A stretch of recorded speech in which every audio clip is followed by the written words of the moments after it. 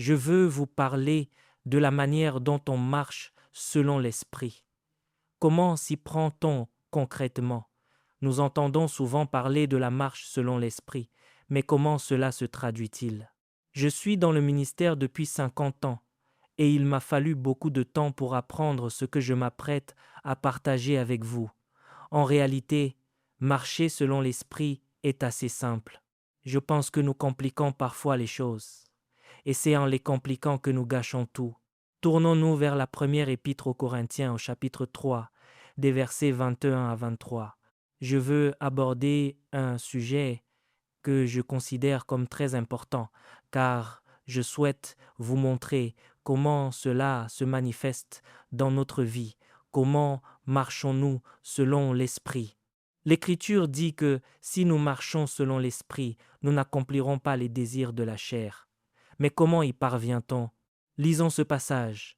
Que personne donc ne mette sa gloire dans des hommes, car tout est à vous, soit Paul, soit Apollos, soit Céphas, soit le monde, soit la vie, soit la mort, soit les choses présentes, soit les choses à venir. Tout est à vous.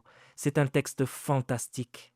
Il nous révèle qu'en tant que croyants, dès l'instant où nous abandonnons notre ancienne vie, à la seconde même où nous sommes en Jésus-Christ, au moment où nous lui soumettons véritablement notre existence, nous commençons à marcher dans un monde nouveau. Relisons-le.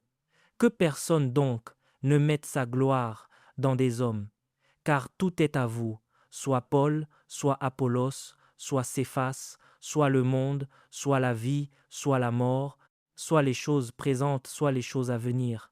Tout est à vous. Quand l'Écriture affirme que tout est à vous, il faut y prêter attention. Cela signifie que nous entrons dans un monde sans aucune limite. Cela veut dire que nous sommes sortis du monde des restrictions pour intégrer un univers infini. L'absence de limite implique une chose essentielle. L'ancienne vie, celle qui était bornée, a disparu. À travers Jésus, notre seule limite est désormais l'éternité. Prenons le temps de nous arrêter sur ce point. En tant que nouvelle créature en Christ, vous n'avez plus de passé. Votre casier est vierge.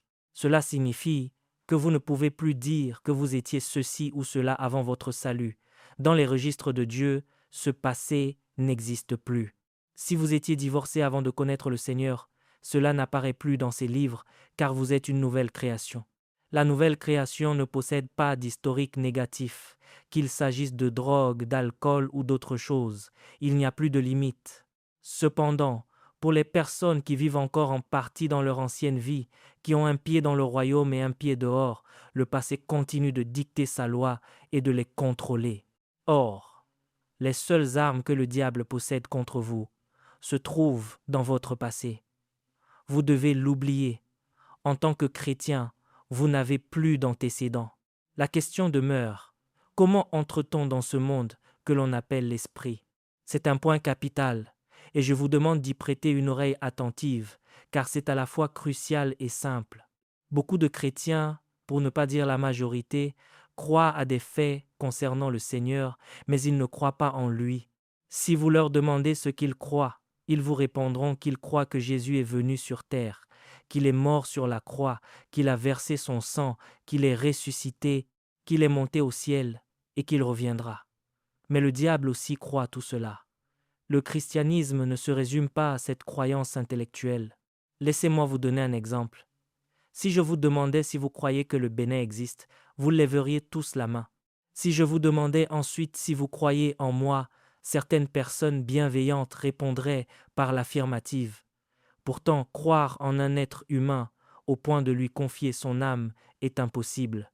On ne peut pas confier son âme à un homme. Seul Dieu mérite notre âme, car il est le seul à qui nous pouvons la confier en toute sécurité. Ainsi, croire en Jésus signifie se soumettre à lui. Beaucoup de gens croient seulement à des vérités historiques, tout comme le diable. Pour marcher dans l'esprit, il faut croire en Jésus-Christ, ce qui implique un abandon total. Votre vie ne vous appartient plus. C'est cela, le véritable christianisme. Croire uniquement à des faits ressemble à l'attitude de Simon le magicien, qui crut et fut même baptisé, mais à qui Pierre déclara que son cœur n'était pas droit devant Dieu. C'est aussi l'attitude de ces Juifs au chapitre 8 de l'Évangile selon Jean, qui crurent que Jésus était le Messie, mais qui ne crurent pas en lui. Lorsque Jésus leur dit qu'avant qu'Abraham fût, il était, ils voulurent lui jeter des pierres dans ce même chapitre. Ils croyaient à son existence, mais ils ne mettaient pas leur foi en lui. La Bible regorge d'exemples à ce sujet. À l'inverse, Abraham crut en Dieu. C'est ce que dit la Genèse. Il crut en Dieu et Dieu le déclara juste. Croire en Dieu signifie lui donner sa vie. Dès l'instant où vous vous abandonnez réellement au Seigneur, tout change. Parfois, des personnes s'approchent de l'autel et récitent une prière pour demander à Jésus de venir dans leur cœur et de sauver leur âme. S'abandonnent-elles vraiment ou se contentent-elles de répéter des mots? Si l'on cherche à recevoir Jésus uniquement pour échapper à l'enfer, cela ne fonctionne pas, car Jésus n'est pas une simple issue de secours. Recevoir Jésus implique de se soumettre à son autorité, de faire de lui son sauveur et son Seigneur. Beaucoup de chrétiens le veulent comme sauveur, mais pas comme Seigneur. Pourtant, la Seigneurie signifie que nous lui donnons tout. Dire que Jésus est seulement notre sauveur ne suffit pas.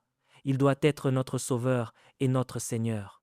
Le mot Seigneur implique le discipulat, la soumission à sa volonté pour notre vie et l'obéissance à sa parole. Le Seigneur a dit de ne pas l'appeler Seigneur si nous ne faisons pas ce qu'il commande. L'obéissance est la clé, mais nous ne pouvons pas lui obéir tant que nous ne lui avons pas soumis notre vie entière. C'est alors que nous entrons dans le royaume, et une fois dans le royaume, nous nous trouvons dans ce nouveau monde sans limite. Prenons l'exemple de Moïse. Face à la mer Rouge, alors que l'armée égyptienne arrivait derrière lui, qu'a-t-il réellement vu? Il n'a vu ni la mer, ni l'armée. Il a vu Dieu. Une grande partie du peuple d'Israël n'a vu que l'océan et les Égyptiens, et s'est écrié qu'elle était prise au piège et allait mourir. Dieu a simplement dit à Moïse de lever son bâton. Moïse regardait avec les yeux de l'esprit. Il était dans l'esprit. Humainement, utiliser un bâton face à un océan et devant une armée n'a aucun sens. Mais Moïse a vu Dieu. Il a marché selon l'esprit et n'a pas prêté attention aux obstacles visibles. Il s'est connecté à la parole de Dieu. Quand le Seigneur lui a dit de cesser de pleurer, de se lever et de tendre son bâton, il a obéi parce qu'il voyait le Seigneur. En marchant selon l'esprit, l'océan s'est fendu et Israël a traversé à sec. Pensez aussi aux espions mentionnés dans les chapitres 13 et 14 du livre des Nombres. Ils étaient 12 à explorer la terre promise. 10 d'entre eux ont vu des géants, tandis que 2 ont vu Dieu. 10 marchaient selon la chair et 2 selon l'esprit. Les 10 espions charnels ont dit que les géants les détruiraient et qu'ils allaient tous mourir. Si vous lisez attentivement le chapitre 14 des Nombres, vous constaterez que ces 10 espions n'ont pas mentionné Dieu une seule fois. Pourtant, le verset 22 du chapitre 14 dit une chose troublante à leur sujet. Tous ces hommes qui ont vu ma gloire et les prodiges que j'ai faits en Égypte et dans le désert, qui m'ont tenté déjà 10 fois et qui n'ont pas écouté ma voix. Ils avaient vu la gloire de Dieu et ses miracles, mais ils n'avaient jamais vu Dieu lui-même. Ils avaient vu la nuée, le jour, le feu, la nuit et l'ouverture de la mer Rouge. Ils avaient entendu sa voix de manière audible, leur donner les 10 commandements sur la montagne, au point de trembler et de demander à Moïse de parler à leur place, de peur de mourir. Malgré cela, lorsque ce même Dieu leur a demandé d'explorer le pays, ils sont revenus terrifiés par les géants. Ils n'ont pas marché selon l'esprit. Voir des miracles ou entendre la voix de Dieu ne signifie pas automatiquement que l'on voit par l'esprit. En revanche, Caleb et Josué, eux, voyaient par l'esprit. Les 10 espions ont déclaré qu'à leurs propres yeux, ils étaient comme des sauterelles et qu'ils le devaient être aussi aux yeux des géants. N'oubliez jamais ceci. La façon dont vous vous percevez détermine la façon dont le diable vous voit. Parce qu'ils se considéraient comme des sauterelles, l'ennemi les considérait de la même manière. Ce n'est pas cela, vivre selon l'esprit. Caleb et Josué, au contraire, ont affirmé que ces géants ne feraient qu'une bouchée d'eux, qu'ils seraient leur pain. Ils ont encouragé le peuple à ne pas avoir peur, car Dieu était plus grand, et à partir à la conquête du pays, ils voyaient par l'esprit. Aujourd'hui, si vous ne marchez pas et ne voyez pas par l'Esprit dans cette époque sombre, vous ne survivrez pas à l'avenir. Il est temps de vivre pleinement la nouvelle création et d'entrer dans le monde de l'Esprit en abandonnant l'ancienne vie. Notre foi triomphe du monde. Laissez-moi vous raconter une expérience personnelle. Je voyageais à bord d'un avion privé de Tokyo à Hawaï et nous nous sommes perdus à près de 500 km au-dessus de l'océan Pacifique. À cette époque, les avions n'avaient pas de navigation par satellite, mais des systèmes reliés au sol. Les 4 systèmes de navigation de notre appareil sont tombés en panne simultanément. Les pilotes ignoraient où se trouvait l'île de Maui et commençaient à paniquer. Tout le monde pleurait de manière hystérique dans l'avion, sauf moi. Contre toute attente, j'étais d'un calme absolu, ce qui ne me ressemble guère d'ordinaire. Le Seigneur m'a parlé et m'a dit que tout irait bien. Les pilotes essayaient de communiquer avec un avion de la compagnie Qantas à proximité qui émettait des signaux lumineux, mais le contact n'aboutissait pas. Finalement, ils ont réussi à joindre la tour de contrôle d'Honolulu. 2 hommes s'y trouvaient. L'un était chrétien, l'autre non. L'aiguilleur, non chrétien, a donné des instructions qui, si nous les avions suivies, nous auraient conduits à la mort. Mais l'aiguilleur chrétien a conseillé aux pilotes de se brancher sur la fréquence de la radio AM locale qui émettait le signal le plus fort, une station chrétienne d'Honolulu. Les pilotes ont capté le signal et ont suivi ce faisceau pour guider l'avion. Dès que nous avons atterri à Maui, les réservoirs étaient totalement vides. Le pilote m'a confié qu'à 1 minute près, nous nous écrasions en mer. J'étais émerveillé de ma propre sérénité. Pendant que les autres paniquaient, mon frère Henry pleurait toutes les larmes de son corps en chantant des louanges à Dieu. Je lui ai demandé ce qu'il faisait et il m'a répondu qu'il voulait mourir en chantant. Il y avait aussi avec nous un prédicateur nommé Ralph Wilkerson. Il dormait paisiblement pendant que tout le monde pleurait, à l'exception de lui et de moi. Je suis allé le réveiller en lui disant de prier et il m'a répondu de le laisser tranquille car Jésus dormait lui aussi au milieu de la tempête. C'est cela la vie de l'esprit. Vivre selon l'esprit ressemble à ce que décrit le psaume 23 au verset 4. Quand je marche dans la vallée de l'ombre de la mort, je ne crains aucun mal car tu es avec moi. David ne fixait pas ses regards sur la vallée, il voyait le Seigneur. Cette vallée est un lieu terrifiant, mais David voyait Dieu à ses côtés. Moïse, Josué, Caleb et David ont tous vu Dieu. Le chapitre 4 de l'Épître aux Hébreux, au verset 2, nous parle de la foi. Vivre par la foi, c'est vivre selon l'Esprit. C'est savoir que tout va bien, à l'image de la femme sunamite dont le fils était mort. Elle a affirmé que tout allait bien. Lorsqu'elle s'est rendue chez le prophète Élisée et que son mari lui a demandé si tout fonctionnait, elle a répété que tout allait bien. Malgré le décès de son enfant, son message n'a pas changé car sa foi était inébranlable et Dieu a ressuscité son fils. Hébreux chapitre 4, verset 2 déclare « Car cette bonne nouvelle nous a été annoncée aussi bien qu'à eux, mais la parole qu'ils ont entendue ne leur a servi de rien, parce qu'elle ne trouva pas de la foi chez ceux qui l'entendirent. » Nous devons agir comme Caleb et Josué et laisser la foi habiter notre vie. Je crois que la foi en Dieu s'anime véritablement lorsque nous appliquons le principe d'Épître aux Romains au chapitre 13, verset 14. « Revêtez-vous du Seigneur Jésus-Christ et n'ayez pas soin de la chair pour en satisfaire les convoitises. » Comment se revêt-on du Seigneur Jésus? C'est le cœur même de la vie dans l'esprit. Nous nous revêtons du Seigneur en affamant la chair. Nous refusons de nourrir ses désirs. Nous évitons les endroits qui réveillent ses passions et ses convoitises. Ce passé ne nous définit plus. Par la foi, nous fortifions notre identité présente et nous marchons dans ce que nous sommes devenus et non dans ce que nous étions. Si vous n'évitez pas les déclencheurs de la chair, vous vous mettrez en danger.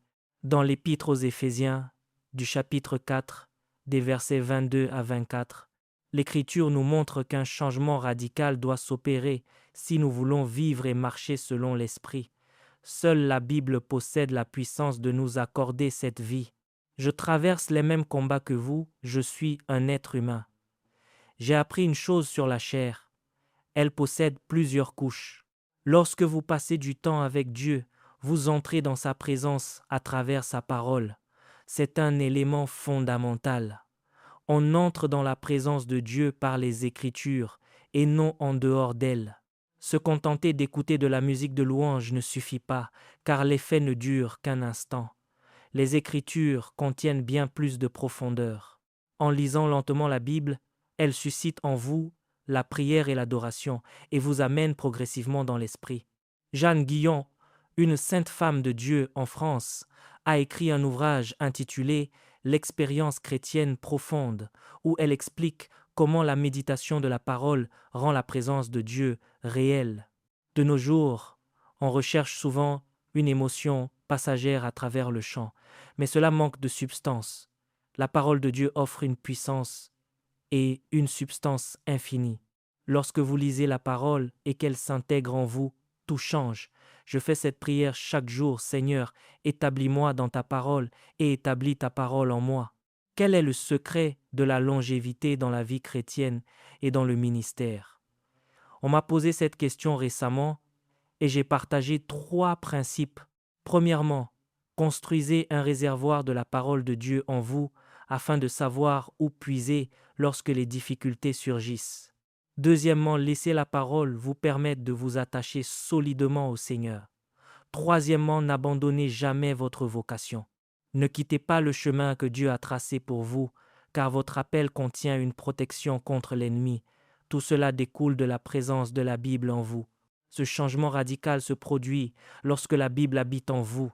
Éphésiens chapitre 4, versets 22 à 24 dit « À vous dépouiller, eu égard à votre vie passée, du vieil homme qui se corrompt par les convoitises trompeuses, à être renouvelé dans l'esprit de votre intelligence et à revêtir l'homme nouveau, créé selon Dieu dans une justice et une sainteté que produit la vérité. » L'Écriture nous demande de prendre la décision radicale de nous détourner de l'ancienne vie et de renouveler notre esprit. Dans le tabernacle, le chandelier devait être nettoyé chaque jour pour que la lumière brille. Si la saleté s'accumulait, la flamme s'éteignait. Il y a une lumière en vous, mais si vos pensées et votre esprit sont encombrés par la souillure, cette lumière ne peut pas briller pour les autres ni pour vous-même. C'est à vous de décider de dire non au péché, conformément à la volonté de Dieu. Cependant, vous ne pouvez pas refuser le péché sans une force intérieure, et cette force réside dans les Écritures. La Bible est un livre puissant. Lisez-la quotidiennement.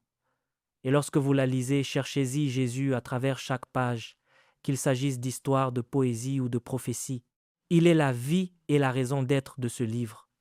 Ne lisez pas les récits de la Bible comme de simples chroniques.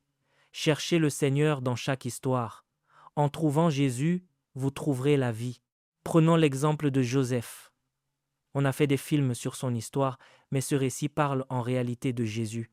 Jésus aimé de son Père, Jésus haï par ses frères, Jésus jeté dans la fosse, ce qui représente sa mort, Jésus conduit en prison, Jésus élevé à la droite du Pharaon. Le Pharaon lui a donné une épouse non égyptienne, ce qui symbolise l'Église, l'épouse du Seigneur. Le nom même que le Pharaon a donné à Joseph signifie « sauveur » dans la langue égyptienne ancienne. On discerne Jésus en Joseph, tout comme on voit Jésus en Isaac portant le bois sur son dos pour le sacrifice, préfigurant la croix. On voit Jésus dans les fêtes d'Israël. La Pâque représente sa mort. Les pains sans levain symbolisent l'effacement de nos péchés. Les prémices annoncent sa résurrection. La Pentecôte marque l'envoi du Saint-Esprit. Les trompettes évoquent l'enlèvement. Le jour des expiations préfigure la restauration d'Israël et la fête des tabernacles annonce le règne du millénium. Tout est centré sur Jésus. On observe également Jésus dans la signification des noms des fils d'Israël. Le premier-né, Ruben, signifie « voyez, un fils ». Le deuxième, Siméon, signifie « écoutez-le ». Le troisième, Lévi, signifie « s'attacher à lui ». Le quatrième, Judas, signifie louez-le. Et le dernier, Benjamin, signifie fils de ma droite. On retrouve Jésus tout au long de la Bible, et lorsque vous le découvrez, votre vie s'illumine. Il est impossible de renouveler l'esprit de notre intelligence sans la Bible. L'Écriture déclare « Ma parole n'est-elle pas comme un feu, dit l'Éternel, et comme un marteau qui brise le roc. Comme je l'évoquais, la chair accumule des couches qui finissent par durcir l'esprit face à la souillure. Seule la parole de Dieu peut briser cette dureté. Cela demande de la régularité et du temps. C'est un processus quotidien. Engagez-vous à lire la Bible chaque jour. Cela transformera totalement votre existence. En renouvelant votre esprit, vous parviendrez à appliquer le verset 1 du chapitre 5 de l'Épître aux Éphésiens. Devenez donc les imitateurs de Dieu comme des enfants bien-aimés. Vous ne pouvez pas suivre le Seigneur sans sa parole en vous. En nettoyant votre esprit et en revêtant l'homme nouveau grâce aux outils de la parole, vous pouvez imiter Dieu. Nous recevons sa vie et nous puisons dans cette source intérieure. Il devient alors naturel d'adopter ses voies et de marcher selon l'esprit. La chair est incapable d'imiter la vie de Dieu. Nous devons l'affaiblir et l'affamer pour permettre à la vie de Dieu de couler en nous.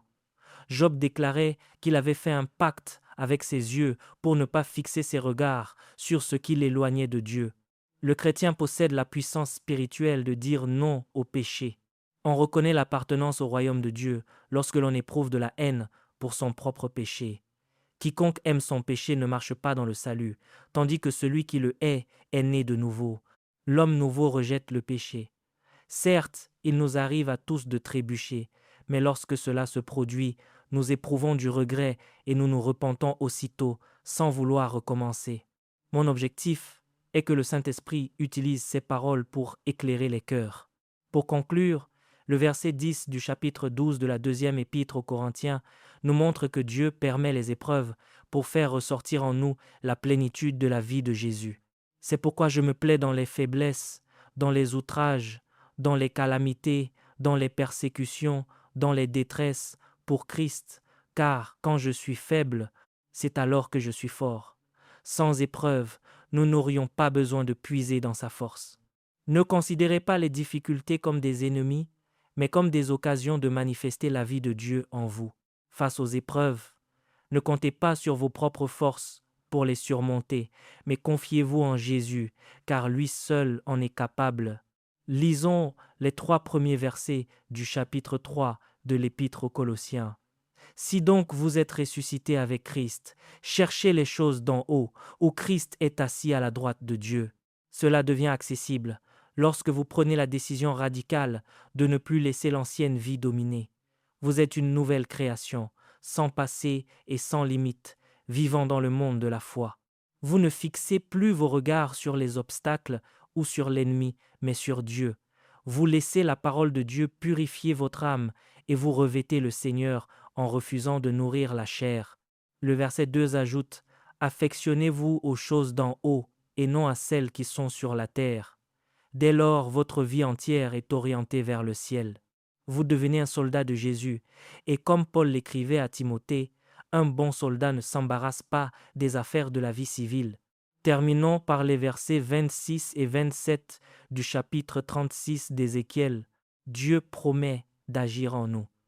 Je vous donnerai un cœur nouveau, et je mettrai en vous un esprit nouveau. J'ôterai de votre corps le cœur de pierre, et je vous donnerai un cœur de chair. Je mettrai mon esprit en vous, et je ferai en sorte que vous suiviez mes ordonnances, et que vous observiez et pratiquiez mes lois. Cela signifie que Dieu manifeste sa propre vie à travers nous. En nous abandonnant entièrement à lui, il vit la vie chrétienne en nous, et nous lui cédons simplement la place. La vie chrétienne ne consiste pas à redoubler d'efforts par soi-même, mais à s'abandonner à Dieu. La Bible nous demande de lui offrir nos corps comme des instruments de justice. C'est une démarche simple, semblable à celle d'un enfant qui fait confiance à ses parents et se laisse porter. Dieu déclare que nous sommes incapables de vivre cette vie par nos propres forces, et il nous invite à le laisser la vivre en nous et à travers nous. C'est d'une simplicité si déconcertante que cela dépasse l'entendement. Nous n'avons pas à porter le fardeau de la vie chrétienne, Jésus s'en charge à travers nous. Il nous suffit de lui abandonner notre existence entière pour qu'il manifeste sa propre vie en nous. C'est le sens profond de l'Écriture. Si je vis, ce n'est plus moi qui vis, c'est Christ qui vit en moi. Si je vis maintenant dans la chair, je vis dans la foi au Fils de Dieu. Nous sommes crucifiés avec Christ, et la vie que nous menons désormais dépend de sa foi à lui et non de la nôtre. C'est un abandon absolu au Seigneur. Cette vérité rappelle l'enseignement de Corrie ten Boom. Cette femme originaire de Hollande, dont la famille cacha des Juifs pendant la Seconde Guerre mondiale. Arrêtée et déportée dans un camp de concentration, elle y subit de grandes souffrances pour sa foi. Lors d'une rencontre dans les années 1970, elle partagea un message sous forme d'image qui illustre parfaitement cette réalité. Prenant un gant vide, elle expliqua qu'il représentait l'être humain, incapable de faire quoi que ce soit par lui-même. Elle montra ensuite sa main, symbolisant Jésus. Elle glissa alors un premier doigt dans le gant, expliquant que tant que l'abandon n'est que partiel, le gant reste inutilisable. Elle inséra un deuxième, puis un troisième et un quatrième doigt, soulignant que tant qu'une partie de notre vie lui est refusée, le Seigneur ne peut pleinement agir. Ce n'est que lorsque la main entière remplit le gant que celui-ci devient un instrument utile. De la même manière, lorsque nous remettons l'intégralité de notre vie entre les mains de Dieu, il peut toucher les cœurs, guérir les malades et accomplir son œuvre à travers nous. La vie chrétienne consiste à demander au Seigneur de remplir notre vie comme cette main remplit le gant. Un autre grand serviteur de Dieu, David du Plessis, aimait souligner un jeu de mots à partir du terme anglais Christian. Il expliquait que la fin du mot, les lettres I, A et N, pouvaient former l'expression « I am nothing », signifiant « je ne suis rien ». Son message était clair. Pour laisser toute la place à Jésus, il faut accepter de s'effacer. C'était aussi l'attitude de Kathryn Kuhlman, qui reconnaissait devant le Seigneur qu'elle n'avait rien à lui offrir, en dehors de son amour et de sa disponibilité, et Dieu l'utilisa puissamment. L'Écriture nous invite ainsi à offrir notre corps comme un sacrifice vivant et à cesser de lutter par nos propres forces. Nos efforts humains et nos résolutions personnelles mènent bien souvent à l'échec, car la clé réside dans la capacité à s'abandonner et à lâcher prise. Le ministère de l'Évangile se déploie partout dans le monde, permettant à des multitudes d'être guéris, sauvés et délivrés. Soutenir une telle œuvre par nos offrandes et nos semences est un privilège spirituel. En apportant notre contribution financière, nous devenons pleinement participants de l'action de Dieu et des fruits qui en découlent pour l'éternité. Chaque vie transformée, chaque âme sauvée ou guérie grâce à ce soutien constitue une richesse partagée dans le royaume des cieux. Prions pour que chaque semence déposée produise une moisson abondante dans la vie de ceux qui donnent avec joie et que le Seigneur fortifie et bénisse son œuvre. Que l'honneur et la gloire reviennent à Jésus pour tout ce qu'il accomplit. Que le Seigneur accorde sa bénédiction, sa protection et sa faveur à chacun, qu'il récompense votre amour et votre générosité et qu'il réponde magnifiquement à chacun de vos besoins pour la gloire de son saint nom. Merci d'avoir regardé cette vidéo. N'oubliez pas de télécharger notre livre Les Généraux de Dieu pour davantage connaître l'histoire de ces généraux de Dieu. C'est plus de 100 histoires inspirantes, 25 biographies à l'intérieur. Que Dieu vous bénisse abondamment.